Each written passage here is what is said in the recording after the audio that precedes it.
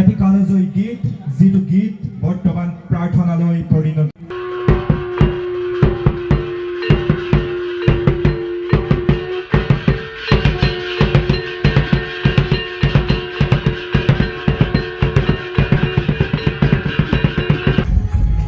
গাঁওবাসী ৰাইজ একত্ৰিত হৈ আমাৰ যিকেইটা অনুষ্ঠান আছে, ধৰক আহোম জাতীয় মহাসভা, শিমলুগুৰি আঞ্চলিক ছাত্ৰ সন্থা, শিমলুগুৰি আঞ্চলিক আপোনাৰ যুৱ ছাত্ৰ পৰিষদ আদি কৰি এই অঞ্চলৰ যিমানবিলাক আমাৰ ধৰ্মীয় অনুষ্ঠান, নামঘৰ, গীৰ্জা, মছজিদ আটাই আমাক সহানুভূতি জনালে।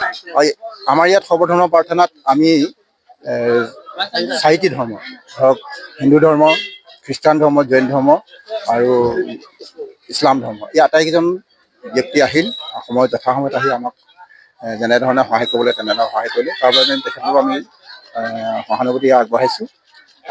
অনাগত দিনত যেতিয়ালৈকে জুবিন দাই ন্যায় নাপায় তেতিয়ালৈকে আমাৰ এই দাবীসমূহ অব্যাহত থাকিব। আমি সঁচাকৈয়ে দুখিত যে আমাৰ অসম তথা ভাৰত তথা সমগ্ৰ বিশ্বৰে এজন সুৰৰ যাদুকৰ আমি হেৰুৱালোঁ যোৱা 19 ছেপ্টেম্বৰ তাৰিখে ছিংগাপুৰত।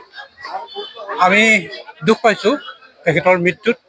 সেয়েহে আমি আজি সৰ্বধৰ্ম প্ৰাৰ্থনা অনুষ্ঠিত কৰি আমি গড়মূৰ চাৰিআলিত সকলো ধৰ্ম বৰ্ণ নিৰ্বিশেষে আমি লগ হৈ তেখেতৰ জুবিনদাৰ ন্যায় পাব লাগে এই বিষয়ত আমি সজোৰে দাবী উত্থাপিত কৰিছোঁ আৰু আমি তেখেতৰ এই অন্তিম যাত্ৰাত আমি দুখেৰে উপচি পৰিছোঁ।